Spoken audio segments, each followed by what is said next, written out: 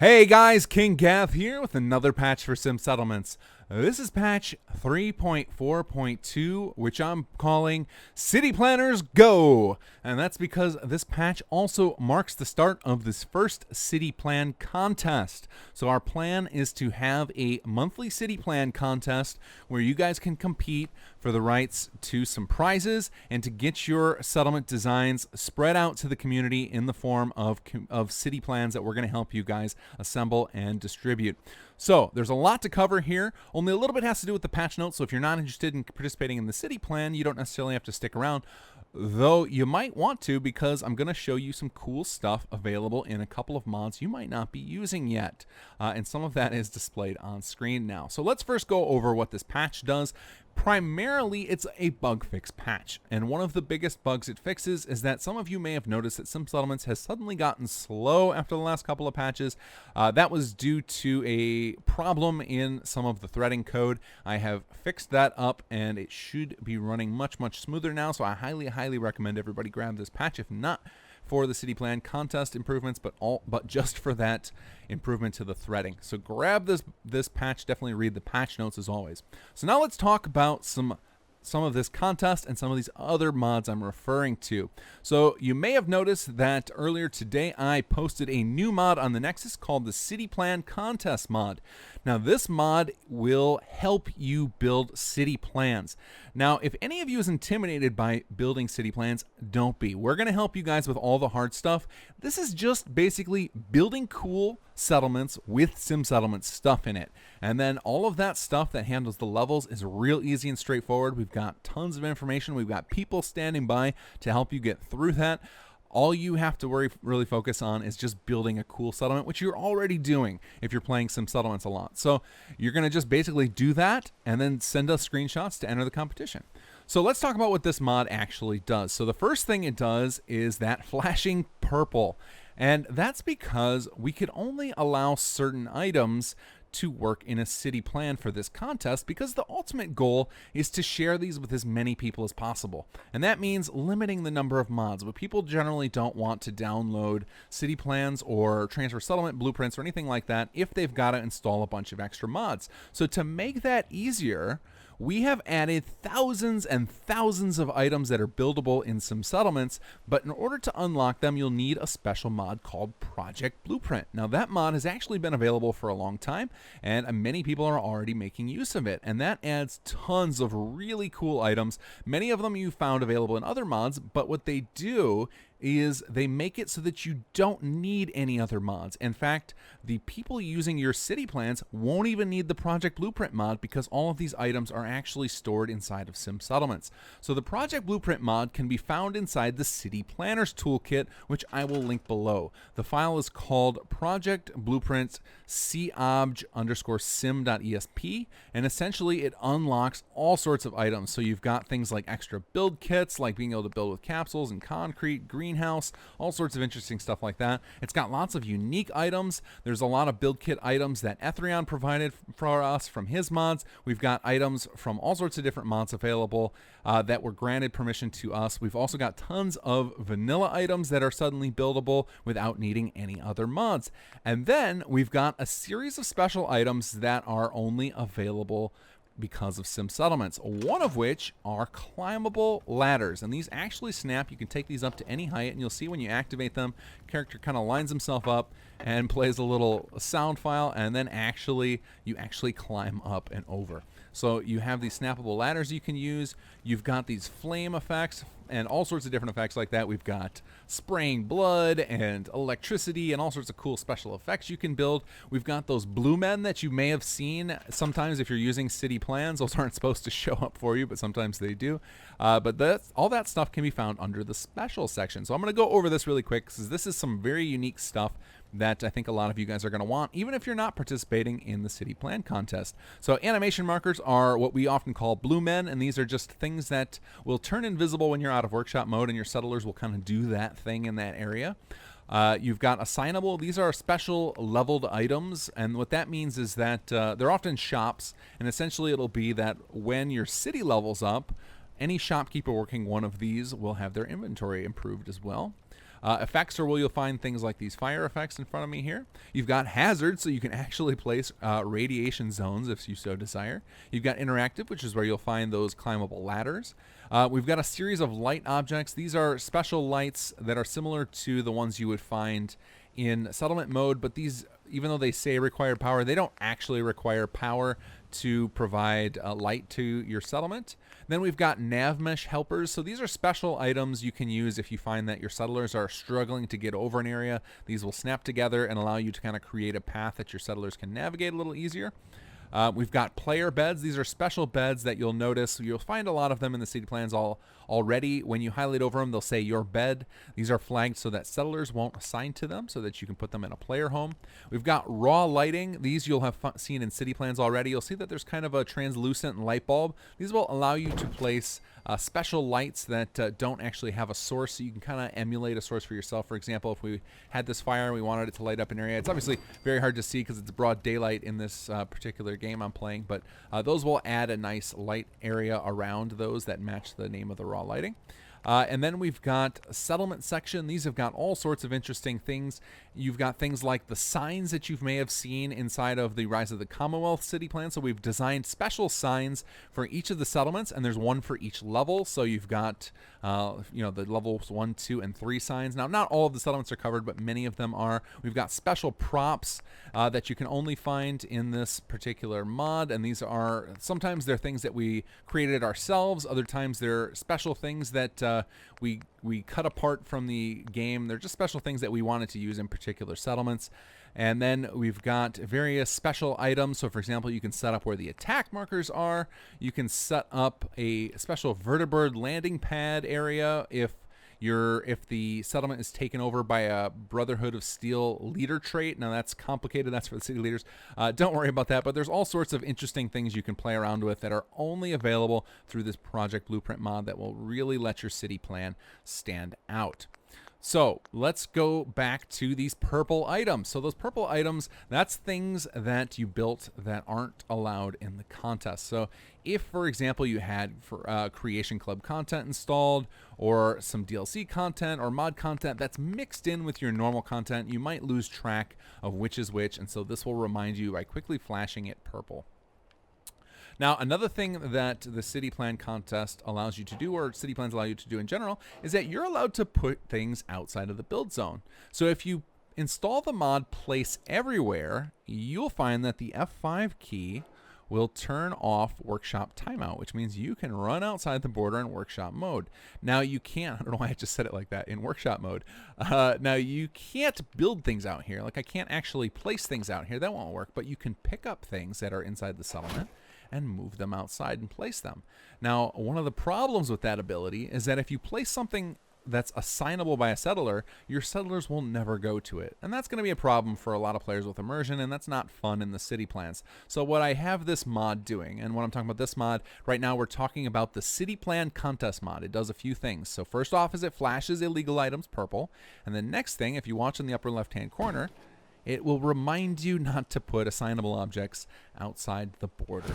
So often the types of things that are great to put outside the border are going to be aesthetic items, or what we often did in Rise of the Commonwealth city plans is put the walls outside the border, because that gives us a lot more build area to work with without pushing too much outside of the border. Because if you push too far out the border, you're going to find that you're hitting that build limit way too quickly. And that's another thing. The build limit, you don't have to stick to it, but we highly recommend you don't go too far over.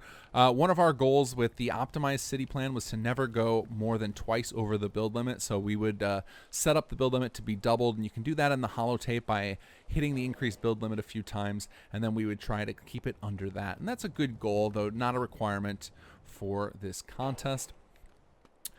Next up, this mod will help you out with information on some of the rules. So if you head into the holotape, there's a few things here to help you out. So there's information, which is going to tell you things like the settlements you have to choose from this round, which I will announce at the end of the video. There's the what do I have to build, which will tell you the special requirements. So that's going to be things like the number of plots or the number of settlers you have to support, things like that will often change with each month's city plan contest.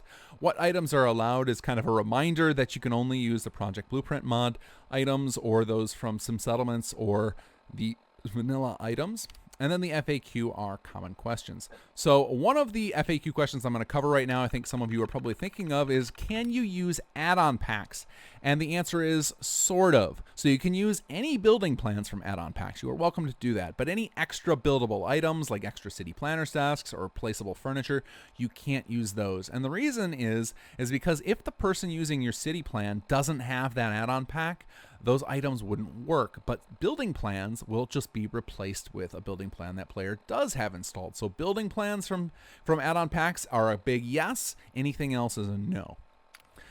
Next up, let's talk about tools. So another thing to help you guys with building these city plans and following the rules are here. So the first one is the check my settlement. So what this will do is it'll scan your entire settlement when you think you're done, and it will make some recommendations. So some of the recommendations are balance recommendations, and these are optional. You don't have to follow them, but a lot of players enjoy when there's enough water and defense and food, etc. And if you're that type, it will make recommendations that incorporate all of the sim settlements mechanics. So as many of you know, the dynamic needs system of sim settlements makes it so that at level 3 you have to have more food and water and defense than you would at level 1, and this thing will take that into account. It will ask you when it starts what level of the city plan you're working on, and it will tell you then recommendations based on that. And I'll cover those city plan levels in a minute. I know some of you guys are probably worried about that part of the city plan design. It's really painless, and I'll explain that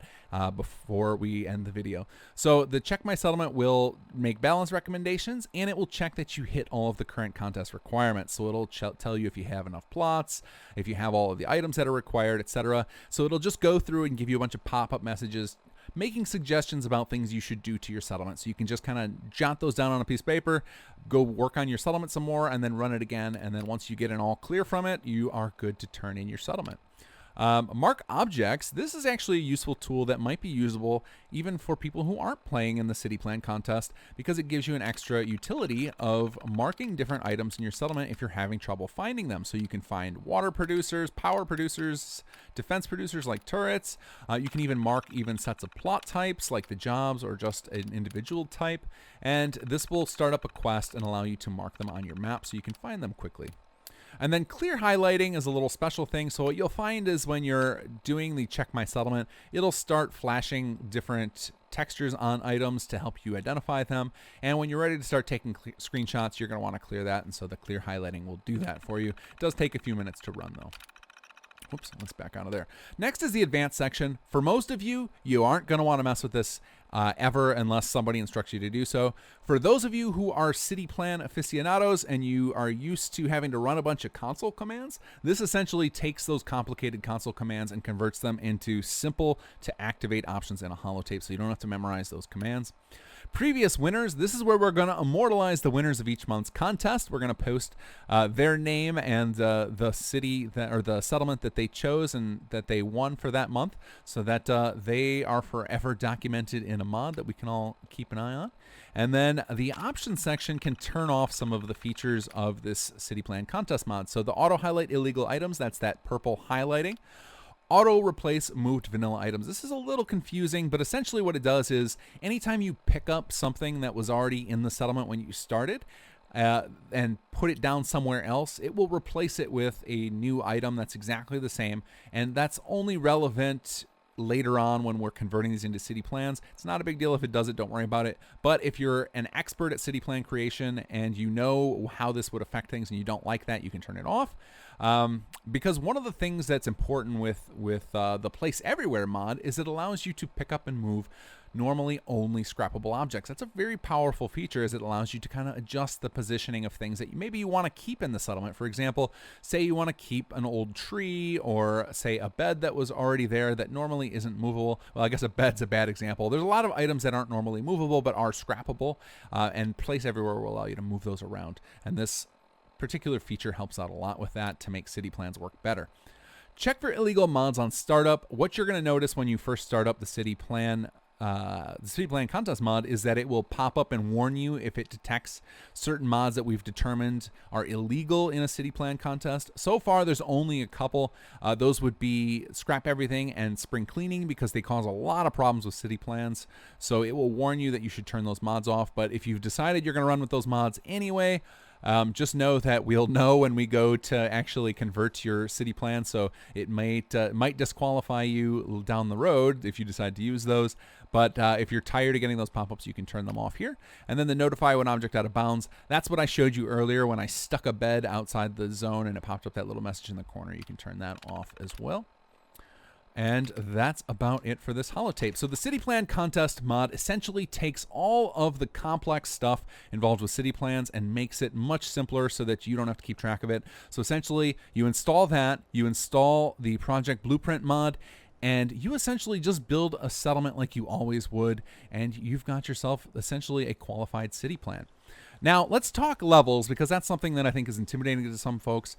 Essentially, all a level is you take your save file, make a copy of it, and you rename it, say, level 2. So then we're talking after you finish your grand plan, your big design. So when you start out, all you're going to do is build the coolest settlement you can dream up in one of the settlements that are available for that current month's contest. Then you're going to make a copy of your save, name it level 2 for that particular save file. So say, for example, you know what, let's go ahead and announce now the settlements. So the 2 you have to choose from for the September 2018 contest are Oberland Station or 10 Pines Bluff. So we wanted to choose some small ones so that they're not overwhelming for you guys as you get used to the city plan idea. And so you just pick one of those, go read the specifics on either from the city plan contest mod or on the forums, which I will link below. In fact, if you like lots of rules and you want to understand all the details of the competition, there are tons and tons of postings with information on exactly how these things work. But for the most part, if you've watched this video and you download the city plan contest mod, you've basically got what you need to know to get started, and then you can worry about the specifics about how to enter and how to post your screenshots when you're at that point. So for leveling, so essentially you take your final design, make a copy of your save file, name it whatever. So let's say our first one is Oberland Station level 3. We would name our next copy of the save Oberland Station level 2. Then you just start scrapping things. You basically just want to tear it down some so that it's a little less cool than it was at level 3. And then you repeat the process for level 1 and then finally for level 0. Now, obviously, we went way more involved than that in the Rise of the Commonwealth city plans, but it's not strictly necessary. And if you want to get a little more involved, or if you want to have some more guidelines to help you choose what exactly you should be scrapping at each level, I made a forum post about the style guidelines we used in the Rise of the Commonwealth development. They're basically just a series of 10 or 12 bullet points for each level of kind of rules we followed. And we didn't follow them strictly, and you don't have to either, but they were just kind of something to get us started. So we had some idea. And there are things, for example, at level 2, we tended to remove all of the leisure items. So the very bright, colorful things. People, or not even leisure, I would say luxury items. So things like posters and ornament rugs and fancy lighting. We removed a lot of that stuff for level 2. Then when we got down to level 1, we would remove a lot of this is where I would say leisure items. So kind of lazing around blue man markers. We would remove some of the more advanced lighting, and we would just slowly bring it down, kind of in the same idea that the plots go through, where the plots start out at level 1, where they're very simplistic, and then they start adding lights, and then they start adding decorations. We kind of follow that same pattern with city plans. So if you want to see the Rise of the Commonwealth style guidelines we used, I've got those posted on the forums so that everybody can make use of those when they're working on their earlier levels. So I would say for the average person, building the earlier levels will just take you a couple of hours after you've finished your entire design of your settlement. It's real straightforward, and it's not a big deal, and we'll help you later stitch those together into a city plan. It's actually really simple thanks to some web tools we designed and the mod Transfer Settlements, but let's not go into that now. Just know that for the most part, if you want to participate in this city plan contest, you only need 2 things. 1 is to be on PC, sorry Xbox players, and 2 is to love playing in settlements, which I think if you're a Sim Settlements player, you already qualify in number 2. So I'm excited to see what you guys come up with in this contest. If you're looking to enter, I would love if you guys would make an entry post on the forum section called Enter the contest here. Essentially, you're marking your place for where you're going to post your screenshots later when you're done, but doing it early helps me get a feel for how many people are entering. If we get a ton of people entering and planning on actually finishing these plans, I'm going to bump up the prize pool and add some new incentives for participating in this. I don't have a number in mind, but I'll know it when I see it if a lot of you guys overwhelm me with who I expected to enter. But I would love if you guys who are excited to enter, go ahead and create an entry post today or whenever you get started right away before you even start working on your settlement, just so I have a rough idea how many people are going to join us on this adventure. All right, guys, that was a lot to talk about. I'm excited to see what you guys come up with. Definitely check out the City Plan Contest mod. Check out the City Planners Toolkit to grab that blueprint, Project Blueprint mod, even if you don't want to read through all the City Plan Contest stuff. Though there is some useful tools and information in that as well. If you like information, there's lots there. And for everybody else, check out the patch notes to make sure you know what's going on with the patch. And other than that, guys, good luck on the contest, and take care and enjoy the mod.